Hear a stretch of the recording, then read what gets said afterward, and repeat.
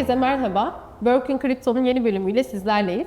Bugünkü konuğum Türkiye'nin en büyük kripto para borsalarından Gate.io'nun küresel büyüme operasyonları müdürü Temir Gökalp ile birlikteyiz. Hoş geldin Temir, nasılsın? Merhabalar, hoş bulduk. Siz nasılsınız? İyiyim ben de, teşekkür ederim. Sohbetimize başlamadan önce hem seni hem de Gate.io'yu biraz tanıyabilir miyiz? Tabii ki. Ben Temir Gökalp, 30 yaşındayım. Şu anda Gate.io'nun küresel büyüme operasyonlarından sorumluyum. Yaptığım işi kısaca özetlemek gerekirse Gate.io'nun Orta Doğu, Avrupa, Asya bölgesi ve Türkiye'deki büyüme operasyonlarını, büyüme stratejilerini geliştirmek ve uygulamaktan sorumlu. Firmaya gelecek olursak Gate.io sektörün en aktif borsalarından bir tanesi ve aynı zamanda en eski kripto para borsası. Bizim sektörümüz için 11 yıldır piyasada kalmak çok ciddi bir konu. Çok daha azımsanmayacak derecede önemli. Çünkü her gün yenilenen, her gün gelişen, her gün değişen bir sektörün içindeyiz. Gate.io bu sektörde 11 yıldır hiç tökezlemeden devam eden bir kripto para borsası ve ülkemizde de çok sevilen bir kripto para borsası. Ben neredeyse 2 senedir burada görev yapıyorum. Eskiden sadece Türkiye'de operasyondan sorumluydum ama yaklaşık 9 aylık bir süredir de küresel büyüme operasyonlarından sorumluyum. Birçok ülkede büyümeye, gelişmeye, ekibi genişletmeye, stratejilerimizi oluşturmaya devam ediyoruz. Gate.io'nun çok sevilmesinin sebebi olan birçok özelliği var. Bunlardan bir tanesi de 2000'den fazla kripto para listeli bizde. Bu anlamda lider konumdayız zaten. Türkiye'de bu kadar sevilmesinin sebeplerinden bir tanesi de insanların özellikle sosyal medyada fikir aldıkları, danıştıkları insanların bazı erken keşfedilmesi gereken, erken keşfedildiğinde insanlara aslında para kazandıran kripto paraları bulabildiği yer biziz. Bu yüzden de Gate.io ülkemizde çok seviliyor ve yakın zamanda topluluğumuzla beraber bir etkinlik yaptık. Gelen insanlar bizi hiç tanımadan, bizim de henüz komünitede yüz yüze tanışmadığımız insanlardı. Bu çok hoşumuza gitti. Bizden çok memnunlar ve bize çok ciddi teşekkürler ettiler. Sizin şirketiniz hayatımızı değiştirdi diye. Güzel. Bu kullanıcıdan gelen tepkiler de bizi çok mutlu ediyor ve bizim ülkemizde sosyal medyada baktığımız zaman borsanın çok sevildiğini biliyoruz. Ekibin de bu kadar sevilmesi, bir şeyleri doğru yaptığımızı gösteriyor. Dediğim gibi Gate.io ile ilgili söyleyeceklerim bunlar. Zaten muhtemelen yayını izleyenler arasında Gate.io'yu tanımayan neredeyse yoktur. Çünkü dünyada 14 milyondan fazla kullanıcımız var ve Türkiye Gate.io için çok önemli pazarlardan bir tanesi. Türkiye'de de 2 milyondan fazla kullanıcımız var. 2 milyondan fazla insan Gate.io'yu çok severek kullanıyor, tercih ediyor. Bu anlamda hem ekibi yakından takip ediyorlar, hem yaptığımız işleri yakından takip ediyorlar ve bu tarz fiziki etkinliklerde de insanlardan takdir almak çok hoşumuza gidiyor. Zaten Türkiye'de çok doğru işler yaptığımızın göstergesi de bizi global ekibe dahil etmeleri, global ekibin bizim fikirlerimizi önemsemesi. Bu bize bunu gösteriyor. Sadece ben değil, aynı zamanda Gate.io'nun CEO, Gate.tr'nin CEO'luğunu yapan, Gate.io'nun küresel büyüme operasyonları direktörü Kafkas Bey de aslında Türkiye ekibinin başındaydı. O da aynı şekilde Türkiye'deki ciddi büyümeden sonra global tarafa geçti. Ondan hemen sonra da ben geçtim. Doğru işler yapıldığımız için de seviliyoruz. Borsa doğru işler yaptığı için de seviliyoruz. Yani bunları söyleyebilirim özet olarak. Gate.io'nun çok sevildiğini, ekibin çok sevildiğini, borsanın çok sevildiğini söylediniz. Peki bunun dışında başka sebepler var mı? Yani çok fazla kripto para listelemesinin dışında da sebepler var tabii ki. Öncelikle çok şeffaf bir platform Gate.io. Zaten 11 yıl piyasada kalmak çok zor. Şeffaflık olmadan bu olmaz. Gate.io şu anda 170'ten fazla kripto para biriminde %100 şeffaf rezerv kanıtı sunuyor. En önemli özelliklerden bir tanesi de bu. Hatta bu 170'ten fazla kripto parada %120'ye yakın bir rezerv kanıtı sunuyoruz. Yani kullanıcıların varlıklarının totali 100 ise bunun %120 oranında karşılığını insanlar birçok platformdan teyit edebiliyor. Yani sadece işte Gate.io'nun sosyal mecralarında veyahut Gate.io'nun ana sayfasında bunu görmeleri yetmiyor. GitHub gibi, işte Merkle ağacı gibi yerlerden bu rezerv kanıtını teyit de edebiliyorlar. Bu da kullanıcılar için çok önemli. Çünkü bundan yaklaşık 1,5 sene önce çok büyük bir borsanın batışına şahit olduk ve piyasayı çok olumsuz etkiledi. Ondan sonra birçok borsa rezerv kanıtı sunmaya başladı. Çünkü batan borsanın sebebi rezervlerin yetersiz olmasından kaynaklanıyordu. Yani ilk fitil öyle ateşlenmişti. Ve piyasayı dediğim gibi çok olumsuz etkiledi. Biz o anlamda özel bir çalışma yapma gereği bile duymamıştık o dönem. Ben de ekipledim ve çok net hatırlıyorum. Bütün departmanlar aynı fikirdeydi. Çünkü zaten biz bunu çok uzun yıllardır yapıyorduk. Tabii ki hatırlatmalar yaptık ama bunun için ekstra bir özen göstermedik. Çünkü bizi kullanan kullanıcı zaten rezerv kanıtını görebildiğini biliyordu. Fakat tabii ki sosyal medyada bununla ilgili duyurular, hatırlatmalar yapıldı. Böyle şeyler yaşamamak için kullanıcıların gerçekten borsaların hem geçmişine hem mevcut durumuna sürekli hakim olmaları gerekiyor. Çünkü bizlere aslında varlıklarını emanet ediyorlar. Bu bağlamda Gate.io çok gerçekten sorunsuz ilerleyen bir mentaliteye sahip. Yani içeride ne kadar çok kripto çeşidi bulunması ile ilgili bir mesele değil. Mesele gerçekten çok daha etraflıca düşünülmesi gereken, özellikle şeffaflık ki bence de çok önemli bir mesele. Daha önceden düşünülmüş. Bence çok güzel bir şey. Eminim kullanıcılar da bu yüzden size gelip kendi kendilerine teşekkür etmişler ve hani bu bağlamda geri dönüşler yapmışlar. Çünkü çok kıymetli bir şey. Kendiliğinden ve öncesinden düşünülmüş her şey bence. Hem özel sektörde hem birçok sektörde çok değerli. Evet, yani kullanıcıların bu tepkileri tekrarlayayım, gerçekten çok hoşumuza gidiyor. Çünkü bu bahsettiğim olayların dışında da aslında, bu bahsettiğim konuların dışında da aslında kullanıcıların çok hoşuna giden şeyler var. Çünkü Gate.io sektörde eski olmanın dışında öncü de bir firma. Yani hem Web3 alanında hem agresif listeleme politikasında gerçekten öncülük ediyor.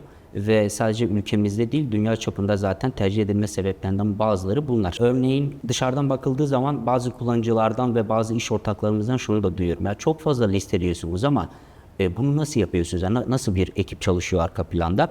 Evet. İnanın hiç kolay değil. Çok titizlikle seçiliyor bu projeler. Zaten şöyle bir denklemle bunu doğrulayabiliriz.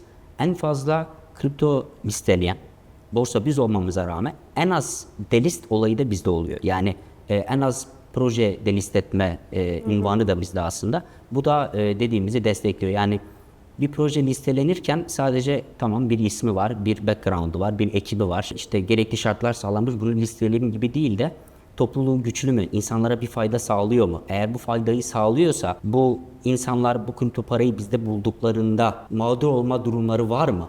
Bunların hepsi çok titizlikle inceleniyor ve bizim listeleme departmanımız çok katı bir departman.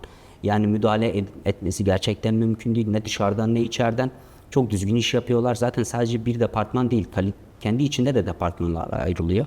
Projelerin kalite kontrolünü yapan, blockchain'lerini inceleyen, proje ekibinin background'ını inceleyen hem Gate Labs hem Gate listeleme ekibi çok agresif ve yoğun bir çalışma sürdürüyorlar. Ondan sonra listeleme yapılıyor. Bu bağlamda da deliste çok gerek kalmıyor. Projeyi çok düzgün incelediğinizde ve listelerken projeyi uzun vadeli şartları kağıda döküp sözleşmeyi ona göre imzaladığınızda projeyi delist etmek için aslında çok bir sebebiniz de kalmıyor. Tabii ki bu vakalar yaşanmıyor değil.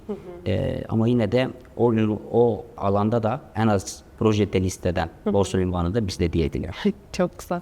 Hem sıkı çalışmak hem gerçekten ekibin çok titiz çalışmasından bahsetmişken ben konuyu biraz da şeye getirmek istiyorum eğer iznin olursa. Kripto sektöründe çalışmak sence nasıl bir deneyim? Yani bireysel olarak hani Temir baştan sona neler yaşadı, ne hissetti ve bu çünkü son 11 yıldır Gate.io çalışıyor ama sen 2 yıldır bu şeyle çalışıyorsun, bu şirkette çalışıyorsun. Dolayısıyla farklı bir sektörden geldiğini tahmin ediyorum.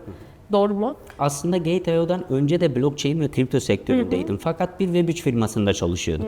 Orada da bir 2 seneden fazla çalıştım. Oradan önce de kripto paralara ve blockchain'e özellikle pandemide bir merak saldım. Çünkü o dönemde hepimizin işleri bir sekteye uğradı ve ben kripto ve blockchain sektöründen önce turizm sektöründe Biliyor musunuz çalışıyordum. ben de pandemide merak salan çok farklı kişilerden bu cevabı fark ettim ve duydum yani çok farklı insanlardan çevremde birbirlerini tanımayan insanlar pandemide başladım diyor. Şimdi siz de söyleyince bir anda böyle zihnimde şey oldu yankılandı. Benim zaten çalıştığım sektör pandemiden en çok etkilenen sektörlerden biriydi. Sağlık sektörüyle beraber. Yani bütün turizm faaliyetleri askıya alındı. Ben de tabii ki herkes gibi evdeydim. İnsan biraz kitap okuyor, biraz film izliyor, biraz arkadaşlarıyla zaman geçiriyor ama bir süre sonra gerçekten çok sıkılıyorsunuz ve farklı şeyler araştırma ihtiyacı duyuyorsunuz. Ben de tam o dönem tanıştım kripto ile ve blockchain'le. Gerçekten çok ilgimi çekti. Ve bu alanda aslında kariyeri yapmayı da hiç düşünmemiştim. Birazcık şans oldu diyebilirim. Çünkü pandemi bittikten sonra insan birazcık o boş vakitte çok şey sorguluyor ve aslında gerçekten yaptığım işi yapmak istiyor muyum sorusunu çoğu insan kendine sordu ve zamanın kıymetini de anladı. Zamanı nasıl değerlendirmek istediğini de anladı. Bu bağlamda insanlar aslında ilgi duyduğu şeye yönelmeye başladılar. Bir anlamda o kadar çok ölüm belki yani yaptığım işi Çok dediğin kötü gibi hem dönemlerdi. zamanın kıymeti hem de yani her gün sayıları takip ediyorduk ya yani işte bugün kaç kişi. Evet. Yani Maalesef. dediğin gibi orada gerçekten genel olarak bir sorgulama geçirdi herkes. Yani ne iş yapıyorum, neden yapıyorum, devam etmeli miyim ve çok fazla istifa, çok fazla farklı iş yapma, farklı belki kendi işini kurmak isteyen bir sürü kişi mesela ben Kesinlikle oldu. duymuştum. Dediğin gibi bu çok etkiliyor meseleyi. Yani orada bu sektörle tanıştıktan sonra, biraz bilgi edindikten sonra sektörde çalışabilir miyim fikri bana tanıştıktan birkaç ay sonra geldi. Yani ciddi bilgiler edinmeye başladım ve bu alanda bir şeyler yaparsam başarılı olur muyum sorusunu kendime sordum. Bu alanda da karşıma bir fırsat çıktı ve değerlendirdim. Oradan da Gateway'e uzanan bir yolculuğum oldu. Kripto para borsasında çalışmak nasıl bir his? Dışarıdan bakıldığında gerçekten güllük gülistanlık görünüyor. Önce onu söyleyeyim. Çünkü işte evden çalışıyorsunuz. Bazı testleriniz var. O testleri gün içinde istediğiniz saatte bitiriyorsunuz gibi bir algı var ama kesinlikle öyle değil. Hem çok yoğun, 4 kelimeyle özetleyeceksin. Yoğun, sıkı çalışma, agresif ve değişken. Yani biz her gün farklı bir güne uyanıyoruz. Örneğin özellikle strateji oluşturma tarafındaysanız sizin herkesten daha fazla güncel olmanız gerekiyor. Önceki gün yarın ne yaparımı planladığınız zaman çok da keskin tikler atamıyorsunuz. Çünkü gerçekten yarın ne olacağını bilmiyoruz. Yarın bambaşka bir hype yaratabilir sektör. Yarın bambaşka bir ürün çıkabilir ortaya, sektörü değiştirecek. Veyahut kısa süreliğine sektörü etkisi altına alacak bir fikir doğabilir ve sizin buna uygun hızlı bir şekilde fikri bulup, bunu projelendirip, bunu onayını alıp sektöre adapte etmeniz gerekiyor.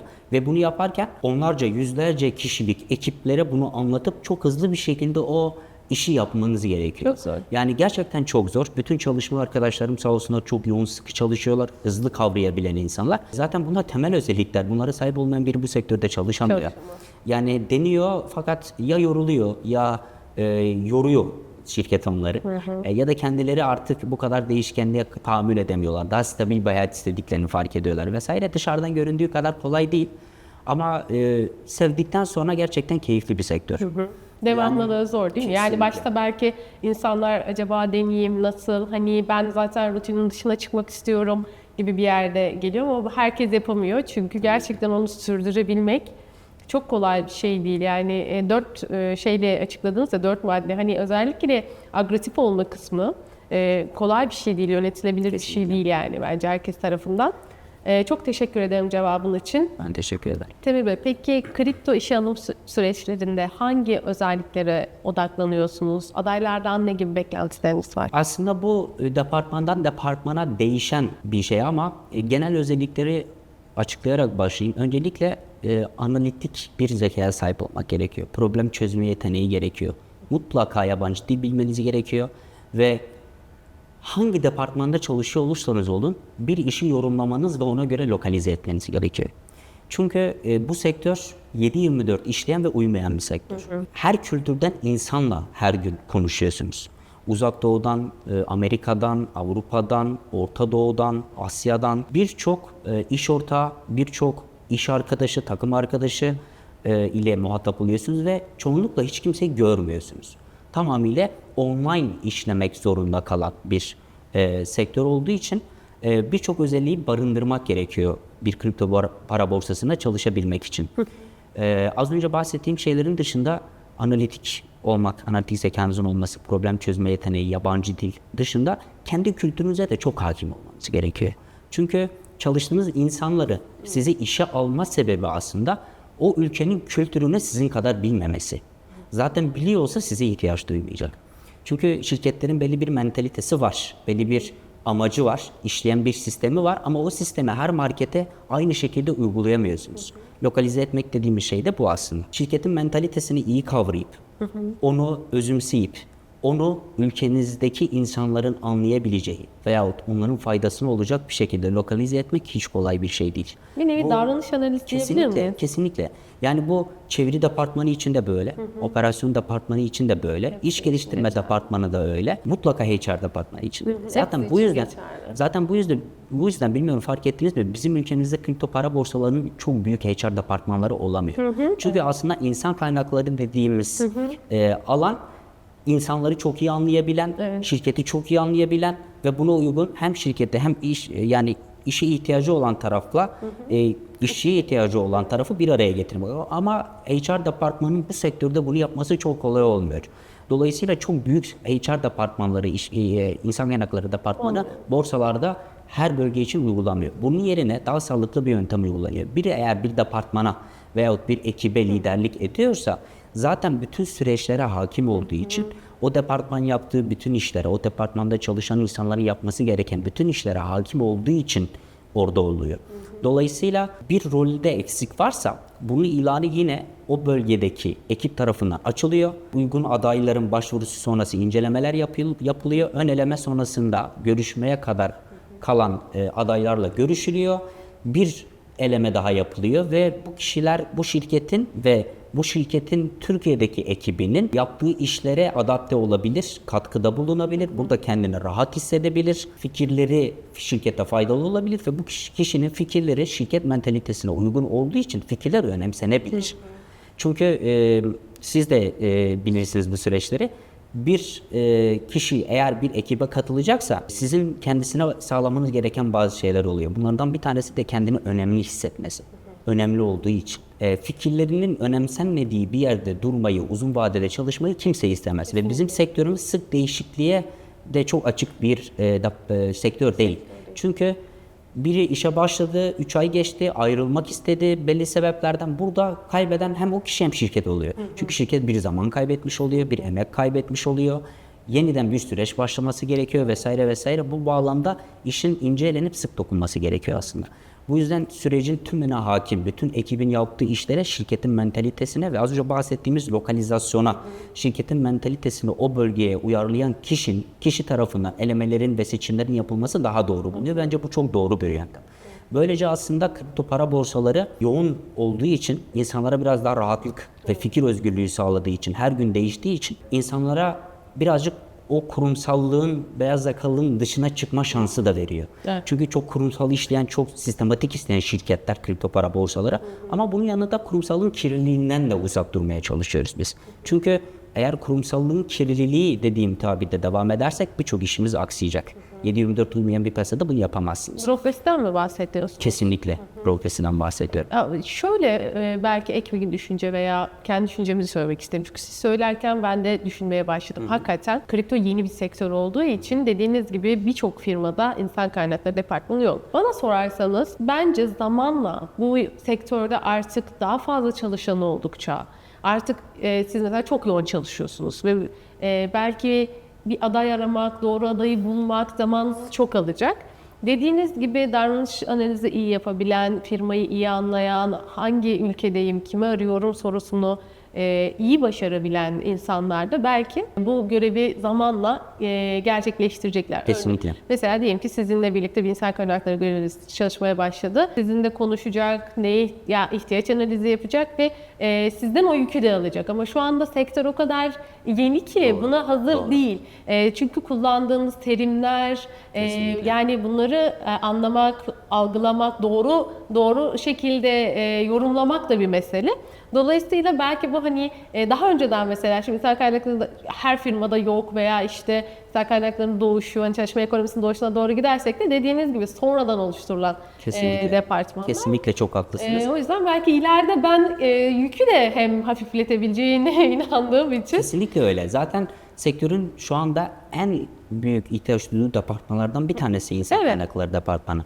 Aslında tabii ki şirketimizin çok büyük bir insan kaynakları departmanı var ama lokal bir yerel... Evet, belki dediğiniz gibi çok daha bir kişi. Kesinlikle. Ama şu anda değil. Yani anlıyorum çünkü yani departman bir kişiden fazla kişi olunca oluyor tabii. Tek kişi yani aslında... bazen oluyor çünkü.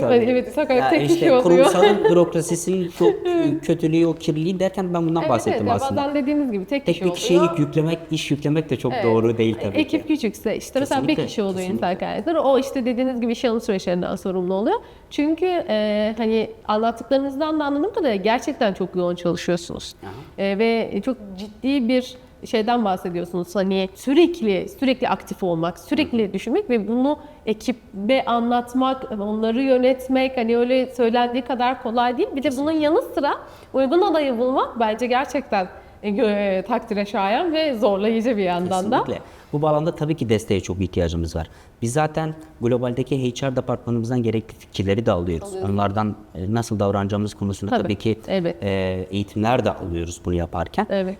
Fakat dediğiniz gibi zamanla bence oturması gereken bir sektör bizim ülkemizde. Çünkü az önce bahsettim ya, bir işe alım yapılacaksa işe alım yapacak kişinin bütün departmanları çok iyi anlayıp ihtiyaçları iyi analiz edip karşı tarafın buna uygun olmadığını anlaması. Ama şimdi HR departmanı dışarıdan bakıldığında ben şimdi anlayabiliyorum bunu. Tamam, işte işe alımı yapar, işten çıkartılacaksa onu yapar, iş süresinde gerekli hakları temin eder vesaire vesaire gibi birçok iş tanımı var.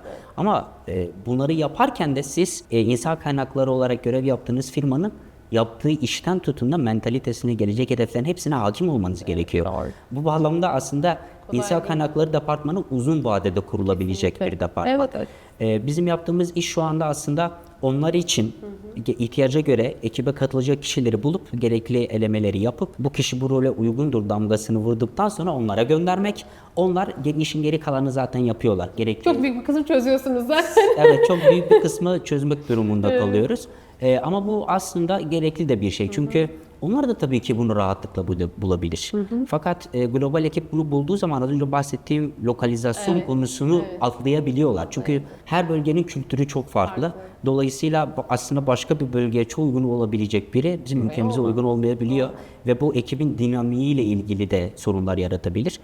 Tüm bunlardan kaçınmak adına iş daha akıcı olsun diye aslında departman liderleri görüşmeleri gerçekleştiriyor ve gerekli raporlamaları yapıp süreci tamamen yine HR departmanının kararına bırakıyor. Dediğiniz gibi işin yükünü alıp kendilerine teslim edip geri kalan süreci yürütmelerini talep ediyoruz. Yani özellikle şimdi bir insan kaynaklarıyla görüşmek ve departman lideriyle görüşmek arasındaki fark da şu: çok ciddi kariyer fırsatları elde edebiliyorsunuz. Şimdi insan kaynakları için aslında genel konuşuyorum, ben lütfen yanlış anlamayın. Değil mi genel? Bu bir iş ve bir rolü doldurması gerekiyor. İşe uygun adayı Onun bir bulmak. teski. Evet, değil mi? işe uygun Ama adayı. aslında departman lideri bunu yaptığı zaman daha farklı düşünüyor. Bu kişi bu departmandaki diğer kişilerle uyumlu mu? Bu kişi bu işi yaparken 3 ay sonra bir uyumsuzluk yaratabilir mi? Veyahut bir işe bir aksaklık yaratabilir mi gibi sorular da soruluyor. Bunun dışında gelen kişi, dediğim gibi, insan kaynakları departmanı bari bu işin analizini yaptığı için, okulunu okuduğu için, kaba tabirle gerekli soruları sorarken, bazı soruları sorarken bazı amaçlarla sorduğu için karşıdaki kişi gerilebiliyor.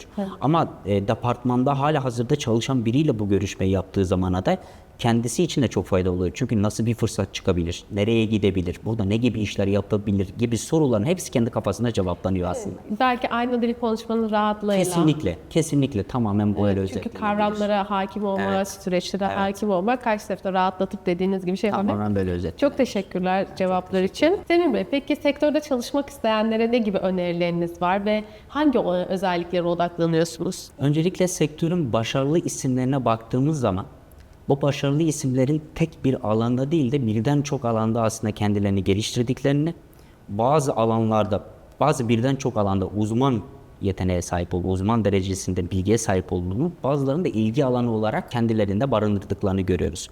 Yani aslında çok çeşitli bir bilgi portföyünüzün olması gerekiyor. Yani örneğin bir iş geliştirme departmanında çalışıyorsanız sizin bütün operasyon süreçlere de hakim olmanız gerekiyor. Siz eğer bir iş geliştirmeciyseniz de, bir sosyal medyacıysanız da, bir operasyоncuysanız da sizin mutlaka çok büyük bir network'ünüzün olması gerekiyor. Yani birden fazla alanda kendini geliştirmiş olmak size her zaman artı yazacaktır. Bunun dışında sektörde başarılı olabilmek için kilit olan ve bir kripto para borsasına katılacaksanız şirket için önemli şeylerden bir tanesi de kişisel network'ünüz. Bunu da nasıl elde edersiniz? Aktif olmakla. Gerçekten çok iyi bir iletişim becerisine sahip olmanız gerekiyor. İşte bazı etkinlikler oluyor çok düzenli şekilde, bizim sektörde çok fazladır. Bu etkinliklerde aktif şekilde bulunmak, insanlarla tanışmak, kendi network'ünüzü geliştirmek, genişletmek çok önemli oluyor. Çünkü bazı şirketler en değer verdiği konuların başında bu şirketlerin iletişim becerisi, kendi network'ünüz, ki bunlar birbiriyle çok bağlı. Çok iyi bir iletişim beceriniz varsa network'ünüzü de geliştirebiliyorsunuz. Ve çeşitlilik. Yani bilginizin çok çeşitli olması lazım. Çok meraklı olmanız gerekiyor. Kendi alanınızın dışına çıkmak durumunda kalmanız lazım. Çünkü öbür türlü tek bir alanda uzmanlık yapıyorsanız siz diğer alanlara eliniz uzanmıyorsa sürekli birilerini aslında mahkum kalıyorsunuz. Sürekli birilerini beklemek zorunda kalıyorsunuz. Bu da sizin çok fonksiyonel olmanızı engelliyor. Yani kabaca özetleyecek olursam çok fonksiyonel olmanız gerekiyor. Network'ünüzün çok ciddi şekilde sürekli genişlemesi gerekiyor, güncel olması gerekiyor. Çok iyi bir iletişim becerisi gerekiyor ve en başta da bahsettiğim gibi gerçekten problem çözebilme ve analitik bir zeka gerekiyor. Çok Bunlar çok ciddi özellikler ve sizi öne çıkartacak özelliklerden bir tanesi ve tabii ki de mutlaka yabancı dil bilmeniz gerekiyor. Çünkü sektörle ilgili bilgi edinmek istiyorsanız yabancı dil gerektiren kaynaklar da okumanız gerekiyor. Sektörden çok başarılı insanlara ulaşıp onlarla görüşüp bir şeyler öğrenmek istiyorsanız veya bir eğitim almak istiyorsanız yine yabancı dile ihtiyaç duyuyorsunuz. Yani bunlar çok kilit noktalar sektörde çalışabilmek için. Temir Bey, peki işe alımlarda zorlandığınız konular var mı? Aslında birazcık bunlardan bahsettik sohbetin geçmişinde ama genel olarak toparlayacak olursak bizim sektörümüzde İK departmanından tutun da diğer bütün departmanlara kalifiye insan sayısı çok az çünkü çok yeni bir sektör. Çok fazla insanın merak duyduğu bir sektör ve bu sektörde birçok şekilde para kazanabiliyorsunuz. Dolayısıyla bir kripto para borsasında çalışacak kadar sektörü seven ve bu anlamda kariyer yapacak kadar gözünü karartmış diyeyim kişilerin sayısı çok az. Yani biz bazen bazı departmanlarda bazı ekip arkadaşlarına ihtiyaç duyuyoruz ve bazı platformlarda bazı ilanlar açıyoruz. Bize gelen başvurulardan şunu görüyoruz. Dışarıdan çok fazla merak var. Fakat insanların sahip olduğu beceriler o departmana çok da uygun olmayabilir. Yani oradan çok net bir şekilde şunu anlayabiliyoruz. Çok fazla ilgi var. Çok fazla kişi bu sektörde çalışmak istiyor. Birden çok sebepten ötürü. Ama çok fazla kişi bu alanda kendini aslında yeterli bir seviyeye getirmiş. Tamam ben çalışmak istiyorum da burada bu işi alabilecek ölçüde bir bilgim var mı? Ben nasıl denir tozunu yuttum mu bu piyasanın? Örneğin bir yerde staj yaptım mı? Gateway'de çalışmak istiyorsam öncesinde Gateway'de nasıl çalışılır bunu öğrenmek için gidip ekipteki kişilerle görüşüp ben size nasıl yardımcı olabilirim? Bir staj imkanı var mı diye sordum mu? Hayır. Çoğu insan bu tarz şeyleri önemsiz görüp atlıyor. Belli bir bilgi birikimine sahip olunca sanki borsada çalışabileceğini düşünüyor ama inanın bu o kadar kolay değil. Misal bizim şu anda mevcutta ondan fazla stajyerimiz var. Gerçekten çok yetenekli insanlar. Çok da genç yaşta olanlar var aralarında. Hepsi gerçekten bundan birkaç sene sonra bazı borsaları, bizim borsamızın da öyle, çok ciddi konumlarında çalışabilirler. Nitekim biz geçen sene bu intern dediğimiz tarafta üst tarafa 2 kişi çektik. Ve şu anda ekipte aktif olarak çalışıyorlar bunlar. Çünkü hem meraklılardı hem bütün becerilere sahiplerdi ve ilk başta bahsettiğim gibi tabiri caizse bu işin tozunu da yuttular. Bu şu demektir. Biz bu bir işi o departmanda bunları yükselttiysek o departmanı ona teslim ettiğimizde o kişinin artık ne iş yapacağını biliyoruz. Bizi aslında çok büyük bir yükten kurtarır. Evet. Ve bu sektörün yeniliğinden kaynaklı bir dezavantaj ama ben zamanla bunun değişeceğini düşünüyorum. Çünkü sektöre çok fazla ilgi arttı. Özellikle finansal okuryazarlığı olan insan sayısı da aslında artmaya başladı. Çünkü internet çok büyük bir nimet. İnsanlar interneti istediği türde kullanabiliyor ama bilgi edinme amaçlı kullanım da çok arttı. Çünkü insanlar bilgiyle para kazanılabileceğini fark etti. Bilgiyle kariyer yapabileceklerini fark ettiler. Dolayısıyla ben çok uzak olmayan bir tarihte aslında nitelikli çalışan diye sıfatlandırabileceğimiz insan sayısının da artacağını düşünüyorum. Ama eğer bir tavsiye isteyen arkadaşlar varsa videoyu izleyen rahatlıkla şunu Bir söyleyebilirim. sonraki sorum oydu zaten. Öyle Ne mi? gibi tavsiyeleriniz olacak? Tavsiye varsa şöyle bağlayabilirim. Mutlaka az önce bahsettiğimiz finansal okuryazarlık, network geliştirme, mutlaka sürekli kendinizi aktif ve güncel tutma gibi şeylerin dışında, yabancı dil öğrenmenin dışında mutlaka borsaları da çalışan insanlarla iletişime geçin ve nasıl kariyer fırsatları yakalayabileceğiniz konusunu buradaki ipuçlarını iyi analiz edin. Çünkü borsanın içine girdiğiniz zaman departmanlar o kadar kılcallaşıyor ki siz aslında hangi departmanda çalışmak istiyorsunuz buna karar vermek bile çok uzun bir zaman alıyor. Dolayısıyla belki kripto para borsasında çalışmayı çok seveceksiniz ama bulunduğunuz departmanı sevmeyeceksiniz. İşte tüm bunlardan arınmanın tek bir yolu var. Beğendiğiniz, sevdiğiniz, kariyer yapmak istediğiniz bir borsada bir staj imkanı varsa ki bunu internetten çok düzenli bir şekilde takip edebiliyorlar. Orada o staja başlamak ve işlerin nasıl ilerlediğini gördükten sonra bir kariyer yıkma da söz konusu olmuyor. 3 ay sonra stajı yaparken bu departman bana uygun değilmiş.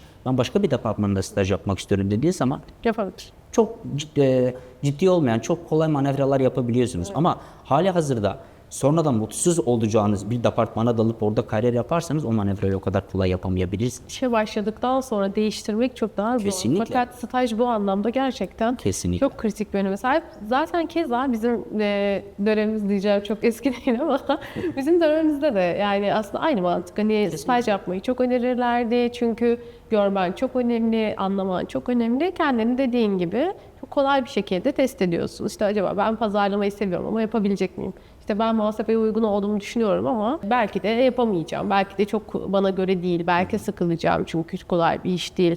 Uzun süre sayılarla çalışmak. Dolayısıyla aslında burada da kripto para borsası için de aynı şeyi söyleyebiliriz. Kesinlikle Kripto öyle. sektörü içinde. Bulabildikleri özellikle yeni başlayan arkadaşların staj fırsatlarına başlaması, denemesi, mümkünse bütün ilanları denemeleri onların yararına olacaktır diye düşünüyorum söylediklerinden. Bence %100 katılıyorum. Bence kesinlikle öyle olması gerekiyor. Şimdi isim vermeyeceğim ama sektörde başarılı olarak nitelendirebilecek çok insan var. Ama benim kendime örnek aldığım 3 veya 4 kişi var sektörde. İsim vermeyeceğim dediğim gibi. Tamam. Bu insanların ben kripto para sektörüne giriş yaparken kariyerlere nasıl başladıklarını çok iyi analiz ettiğimi düşünüyorum. Sonra fark ettim ki bu insanlar gerçekten en dipten gelmişler. Bu yüzden çok başarılılar. Çünkü mutfağından kesinlikle öyle. Yani hem topluluk yöneticisi olarak çalışmışlar, hem stajyerlik yapmışlar, hem iş geliştirme departmanında çalışmışlar, hem iş geliştirme uzmanı olarak çalışmışlar, hem iş geliştirme müdürü olarak çalışmışlar, hem operasyon departmanında çalışmışlar.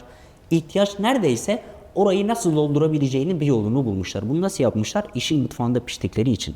Çünkü bu işin temeli aslında iyi analizden geliyor.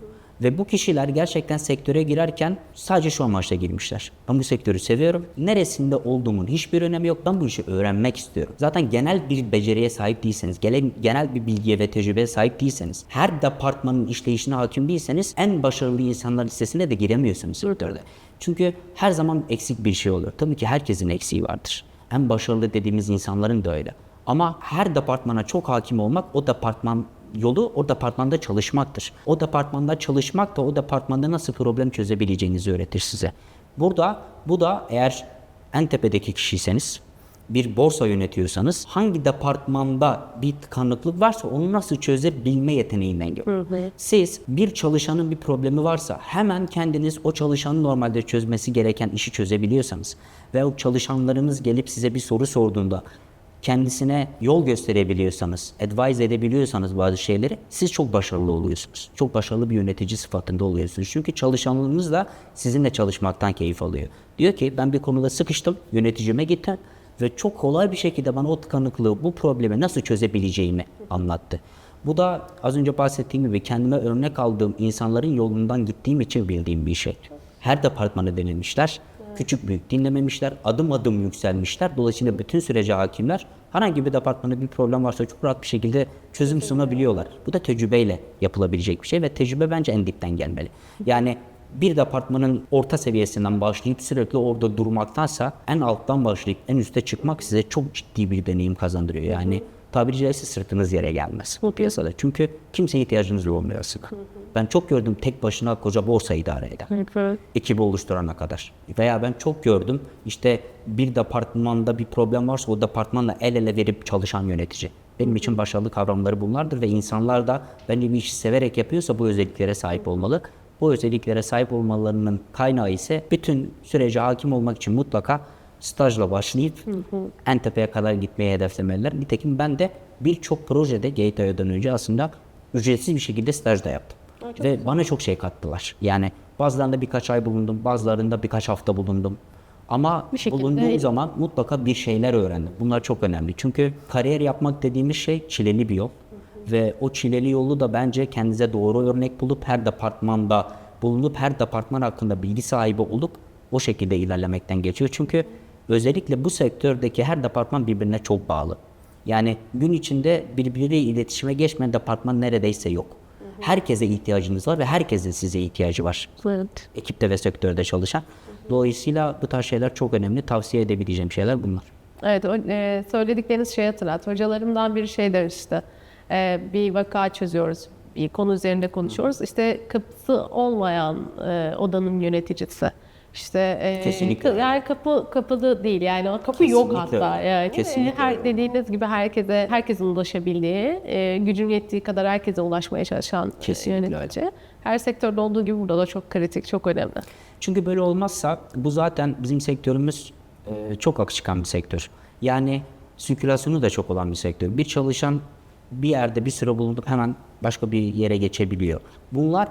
Bunların önüne geçmek de gerekiyor. Çünkü ekibin çok stabil ilerlemesi borsanın başarısına başarı katar.